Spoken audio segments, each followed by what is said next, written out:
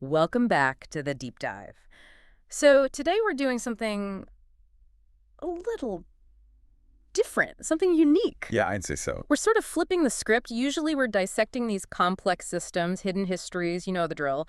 But today, the lens is turning inward in a way. Inward on a major player in the space we all watch. Exactly. We're turning the lens onto the man who guides so many of you through these exact same kinds of waters every week on his own platform, Johnny Mitchell.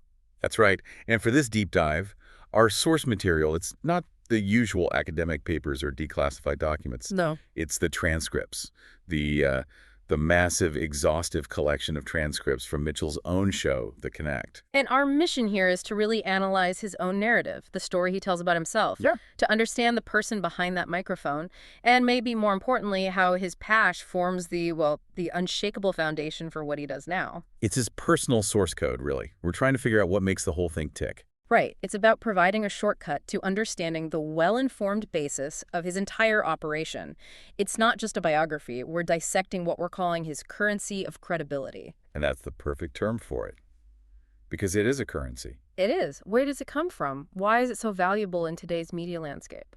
And to do that, we have to look at not just what he did, the facts of his past, the crimes, yeah, but also how he frames it all now, how he talks about it in his interviews, and what that specific framing does for his audience, and crucially, for his guests. Guests who are, let's be honest, often incredibly high-stakes, high-risk individuals. Absolutely. I mean, in a media world where everyone is just drowning in information and attention is everything, Mitchell's lived experience, it unlocks something. His history as a self-described drug trafficker who did real time. It just gets a level of candor from people that traditional journalists just can't touch. They can't get there. It's a journey, really. It starts in Portland, Oregon, with him running this, pretty sophisticated multi-million-dollar drug up. Then it moves through the what you could call the crucible of incarceration. And then it lands him in Los Angeles, where he builds this media empire that now has hundreds of millions of views, major corporate sponsors. It's a huge operation. So we're going to break down the mechanics of that evolution. Right. The hustler, the inmate, and finally the interviewer. Okay, so let's start at the beginning, the foundation of it all. Let's drill down into that initial mindset, because it's not what you might think. It's not street desperation. No, not at all. It's pure entrepreneurial thinking. Right. Let's unpack that. This wasn't some kind of, chaotic crime spree. He frames it as a very calculated business decision. With a very specific target. A very specific financial target. He states his motivation was to achieve one goal: make $1 million. And he's blunt about it. He says, I achieved what I set out to by making $1 million.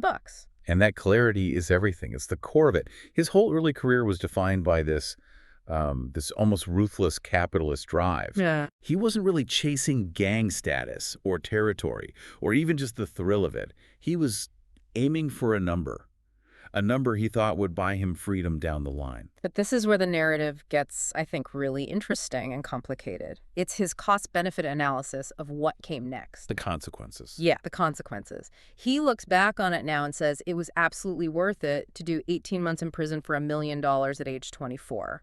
I mean, that is a hell of a risk calculation for a young guy. It is. But look at how he frames it now. He frames it as a long-term content investment. A content investment? That's fascinating. He says that whole experience gave him all this stuff to talk about later. He even says, and this is a direct quote, I got this whole thriving YouTube channel now, specifically because of the drug game and going to prison. So for him, the time inside wasn't just a punishment. No, it was the ultimate credential. It was necessary. It's what gives him the authority he has now. He essentially pre-monetized his own prison sentence. He saw the risk of getting locked up as, a mandatory training period that would pay dividends later in credibility and content. That kind of long-term thinking is not common, not even for, so-called high-level guys. It shows a real business acumen was there from the very beginning. And you see that same analytical approach in the actual structure of his drug operation. Right. This wasn't about selling dime bags on a corner. Not at all. It was all about arbitrage.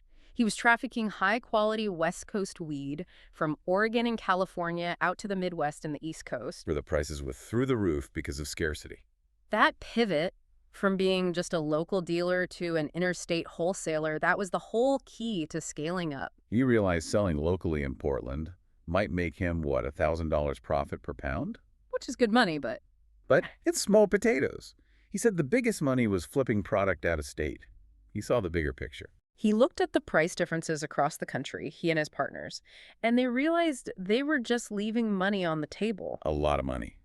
He calculates that by not moving the product east themselves, they were leaving an extra $1.5 million a year on the table. Think about that phrasing, on the table. He's calculating the opportunity cost, which is a core concept in any legitimate MBA program. And he's applying it to a criminal enterprise. It's a different level of thinking. And his goal was so clear, and it was time sensitive, too. He wanted to make millions before legalization puts us out of business. He saw the writing on the wall. He knew that window for massive illegal profits was closing, so they had to maximize it while they could. And they did. The sources say they moved over 1,000 pounds of weed to the East Coast in about a year and a half. Which, he says, translated to a couple $1 million.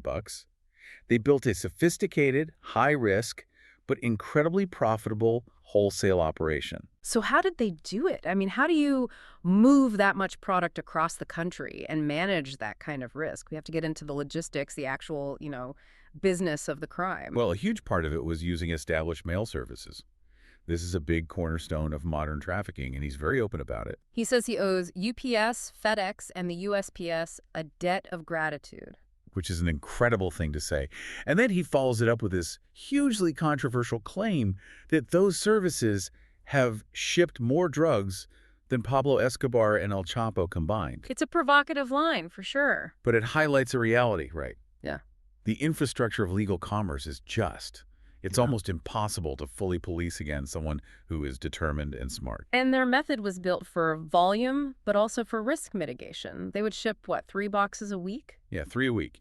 Each one had between 5 and 10 pounds. So you're looking at a steady flow of 15 to 25 pounds every single week. And at $1,000 profit a pound. That's your $1 million a year business right there. And the strategy was actually pretty brilliant from a risk management perspective. You're moving smaller amounts to different carefully vetted addresses. Exactly. As he explains it, if one package gets hit, if it gets intercepted by law enforcement, the other two probably still get through. So you could lose a third of your product on any given week and still be making a massive profit. It's a distributed risk model. And it wasn't just the mail. When they had to move product or cash themselves, he used some pretty clever counter-surveillance tactics. Yeah, based on simple human psychology, he talks about driving in bad weather. Rain, thunderstorms. Because, as he puts it, cops don't want to pull people over and get out of their car and get soaking wet. It's such a simple but profound insight into the human element of law enforcement.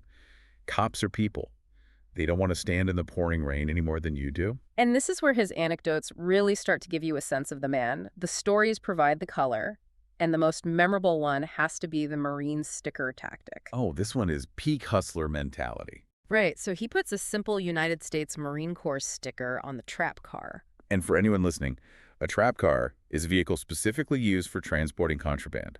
Often it has hidden compartments, that sort of thing. He knew that a lot of cops have military backgrounds, or at the very least, a high respect for the service. So he's in this car in a crazy rainstorm with 30 pounds of weed in the trunk, and he gets pulled over for speeding. The cop comes up to the window, asks the question you'd expect, "Where'd you serve?" And Mitchell, without missing a beat, pulls out what he calls the best piece of improv of his life. He says, "I'm actually on my way up to Portland to enlist." I mean, it's genius. He's not lying about the past. He's creating a respectable future. He's co-opting the identity of a future service member. And the cop is completely disarmed. He's so impressed, he just says, "Best of luck, soldier, drive safe," and lets him go. With 30 pounds in the trunk. That one moment, it just encapsulates everything. The risk, the quick thinking, the ability to read people and use social norms to his advantage. He literally used a symbol of patriotism in order to get away with a major crime. It's a masterclass in narrative leverage. But, even the best hustles have an expiration date. And for him, it wasn't the product that brought him down. He says the feds never intercepted marijuana. It was the cash. It's always the cash. The money is the problem. They hit 2 of his cash shipments coming back from the East Coast. He estimates it was somewhere between $3 and $5 million.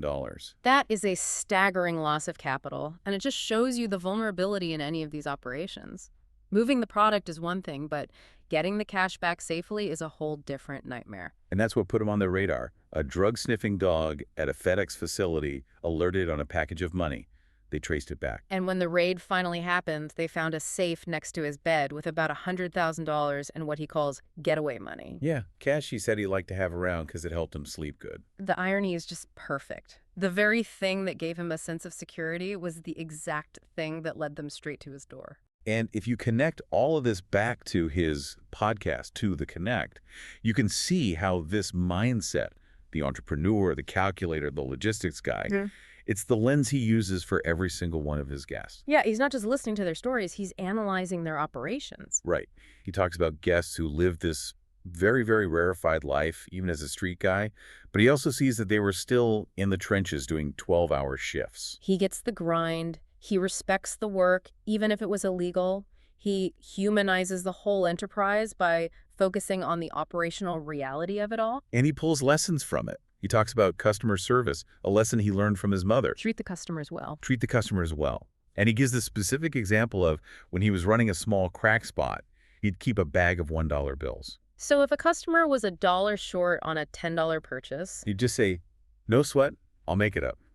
Yeah. It's nothing to him, but it means the world to the customer. I provided an experience, not just a service, is what he says. And that exact focus on the customer experience, on treating people with a certain kind of respect, that's the core of his media platform today. His audience feels seen. They feel like they're getting an experience. It's the same hustle, he just applied it to content. Exactly. Which brings us to the next major pivot point. The transition from that high-stakes game to the sterile terror of incarceration. This is the shift that changes everything for him. He talks about his arrest by the DEA as his worst nightmare. You can just feel the panic and how he describes it. He's spinning out, he's terrified, physically sick. And the feds, of course, they know how to use that moment of instability. They immediately offer him a deal. The classic deal. Walk out the door right now if you cooperate. Help us get Maria, who we can assume was a major supplier or figure above him. And his own lawyer told him he had valuable information that the government wanted badly. So that's the fork in the road, isn't it? That's the moment that defines the rest of your life, especially in that world. He could have walked. He could have been free, but he would have been branded an informant for the rest of his life. And he chose the other path, the hard path, silence. He decided to face the consequences. And that single choice is what gives him so much of his credibility now. You can't sit across from a former cartel sicario if you've ever cooperated with the feds. They just won't talk to you. That decision leads him straight into what he calls the torture, self-torture of county jail. And it's important to make that distinction. County jail is not prison. It's almost worse, psychologically. Yeah, you're just waiting. You're in limbo. You're constantly replaying everything in your head, worrying about your case, your sentence. There's no routine. It's just dread. He describes this relentless internal fear, not just about the legal stuff, but the immediate physical threats, worrying about losing your teeth in a fight, breaking your knuckles. He talks about not even having shoes, just these flimsy plastic sandals, and always being worried about being outweighed by some guy who wants to start something. It's a total stripping away of everything. But it was right there, in the middle of all that pressure, that he gets this piece of wisdom that becomes his survival guide. From an old head. Yeah, an old head. For the audience, that's prison slang for a respected long-term inmate. Someone who's seen it all and survived. The kind of person whose advice you take very, very seriously. And the advice was so simple, but so powerful. Stay in the moment. Forget about the past. Don't worry about the future. Live now. That became his mantra. It was the only way he could function. It meant he had to immediately let go of everything he couldn't control. The money he lost, the baby mama who fucked you over, the guy who ratted on you, all of that was in the past. It was irrelevant to his immediate survival. All that mattered was right now, staying alive. And what's so critical for our analysis is how that psychological tool living, purely in the present later, becomes his business philosophy. It's about maximizing the moment, being totally present in the conversation with his guest. It's a direct line. So, moving to the actual prison pivot, his whole career now is tied to his time inside. The sources confirm his material for stand-up comedy comes directly from that experience. He says it provides some of my best jokes on stage. But he also had to actively fight against getting too comfortable in there, and that shows, I think, a deep self-awareness. Yeah, he talks about seeing other inmates who found prison easy, and that terrified him. He says, you were the scariest kind of dude to be around in prison. Somebody was like, look at how much fun we're having. Why is that person so scary? Because that's the person who has given up. They've adapted so completely to that broken system that they've lost the desire to ever get back to the real world. They found a home inside. And that's the death of redemption. Absolutely. So Yeah. that realization forces this huge mental shift in him. He says he had to consciously train my mind not to get comfortable. He was so terrified that I was going to become that. The moment prison feels easy, you've lost. You've lost the drive you need to make it on the outside. The lesson he ultimately took away was about focus. He says you have to be focused on staying alive, physically keeping your spirit alive, and looking out for danger. It's this hypervigilance. This intense risk assessment ability. And now he's just aimed all of that energy at a legitimate career. He took the hustle, the analytical mind, the ability to perform under pressure, and he just redirected it. From moving weed to moving information. It's the same skill set, different application. The transformation was realizing he wasn't built for that life long term, and the only way out was to leverage the past, not run from it. He turned the trauma into authority. Which brings us to why the Connect works so well, the mechanism of its success. And you can't overstate this. Yeah. It all comes down to credibility. His background as a high-level drug trafficker isn't a stain on his resume. It is his resume. It's his highest value currency. He has this unique platform because he's from the world he reports on. It gives him an immediate shared experience with his guests. People who would never, ever talk to a traditional journalist. They see reporters as outsiders, as people who are there to judge them, or worse, work with the government. Right. And Mitchell has this ability to find common ground. He even talks about how high-level criminals want a certain amount of order on the streets. He says, I'd be like, yeah, good cops take care of. Let me live in peace. There's a shared, if self-interested code there, and he uses that to connect. When he's talking to a former Hells Angels leader, the guy calls himself an outlaw. And Mitchell immediately says, I consider myself someone that lived outside the law for all those years. Boom. Instant connection. The guard comes down. It creates this space for a non-judgmental conversation. And it creates this reciprocal environment. It unlocks real candor. Mitchell will share these incredibly intimate details about his own arrest, his own operations. And that kind of vulnerability compels the guest to share in equal detail. It's a two-way street. And he uses his own knowledge to press for details only an insider would know.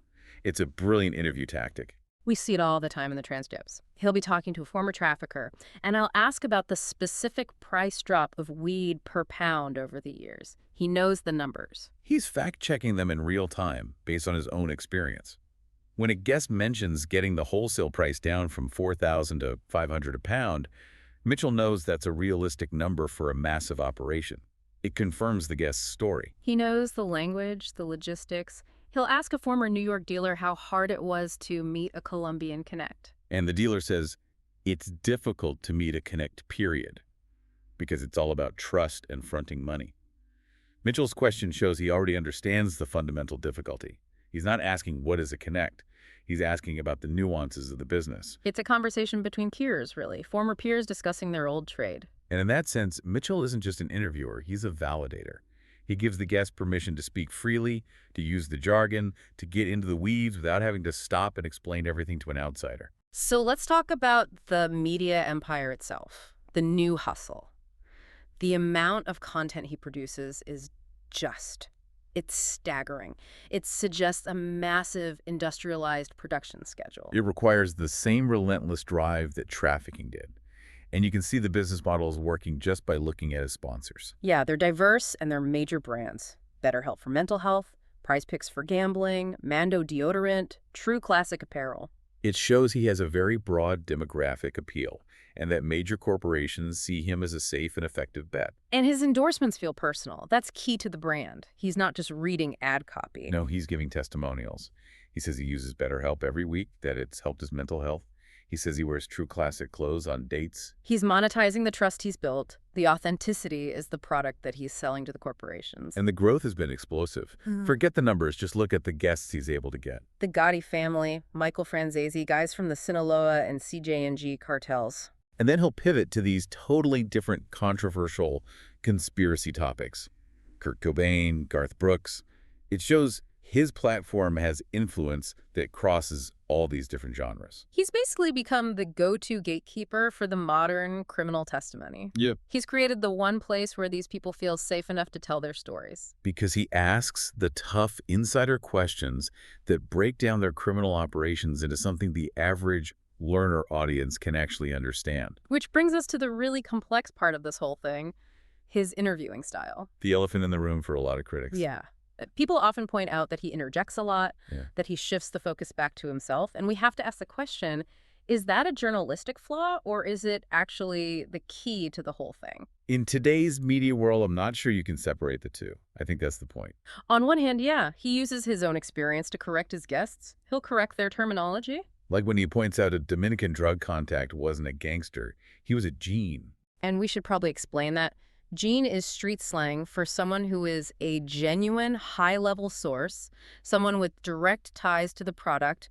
It's a sign of respect and authenticity. Right, so he's not just correcting him, he's adding a layer of authenticity that an outsider wouldn't even recognize.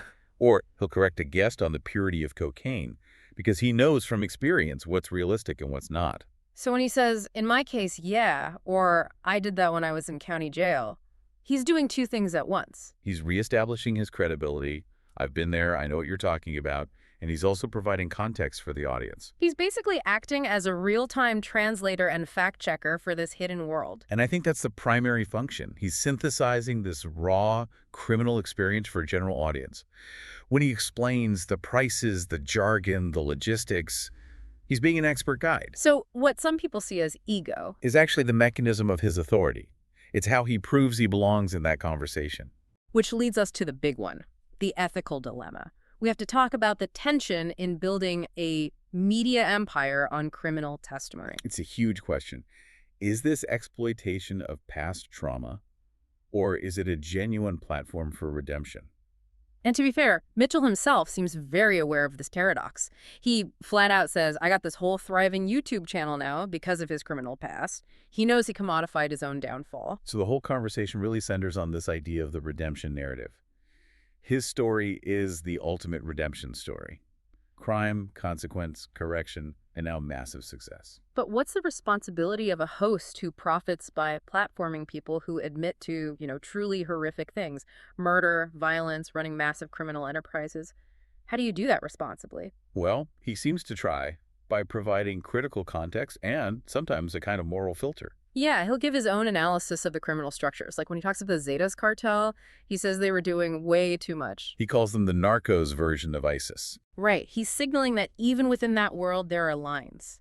There's a level of brutality that was unacceptable even to other criminals. And he also questions his guest's logic.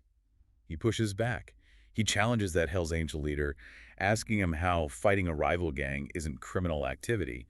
He forces the guest to justify their worldview. He's not just giving them a microphone to say whatever they want, unchallenged. He's also bringing in outside sources. He'll cite reports from Insight Crime to provide geopolitical context. Grounding these wild stories in factual reality. He's showing the bigger picture, like how the rise of meth markets in South America changed cartel behavior. He knows he has to be more than just a storyteller. He has to be an analyst, and he's very self-aware about his own unique position in all this. He calls himself a regular guy, but then he admits he achieved some kind of zen that lets him engage with all this darkness without being consumed by it. Which is really what comedy and interviewing are, right?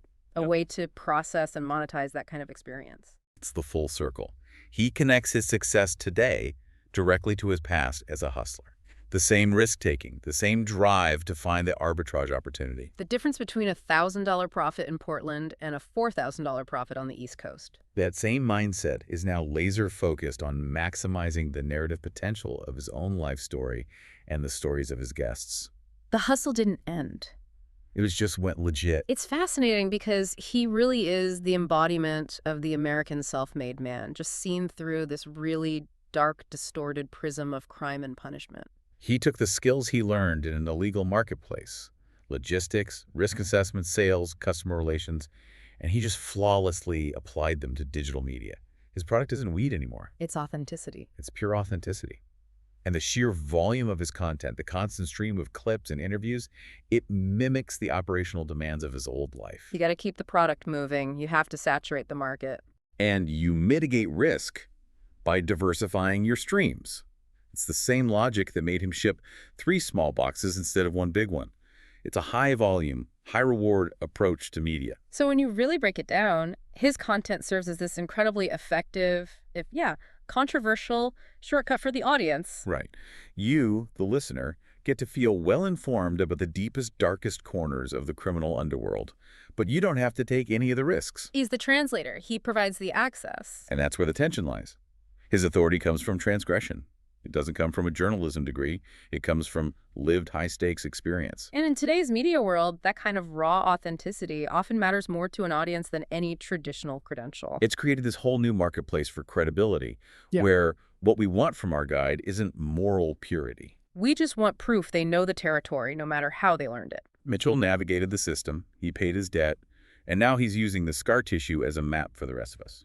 So when we wrap this all up, what's the final analysis? I think the deep dive into Johnny Mitchell really shows us a figure whose greatest asset is just the seamless and completely unapologetic integration of his criminal past into this very legitimate, very sophisticated media operation. That aha moment he had in county jail. To live in the moment for survival. Yeah, that just morphed perfectly into his business philosophy, which is to maximize the narrative of every single moment for profit and engagement. And his whole experience, it just highlights how credibility works now. Authority is coming less from, piece of paper on a wall and more from authentic lived experience, no matter how illicit that experience was. He is the walking, talking embodiment of transformation through trauma. So this deep dive really suggests that the most successful redemption stories we see in media today, they're not the ones that try to hide or sanitize the past. Not at all. They're the ones that successfully commodify it. They turn that criminal experience into compelling, accessible, and, yes, highly profitable content. Which leaves us with a final and I think pretty provocative thought for you, the listener, to maybe chew on. We're seeing more and more of these platforms being built on the successful monetization of these violent criminal histories. We watch them, we consume them, not just for fun, but to be well-informed. So does this trend validate the idea that personal transformation is always possible? Or does it just prove that at the end of the day, the best story, regardless of its moral origin, will always find the biggest, most profitable audience? Something to think about until our next deep dive.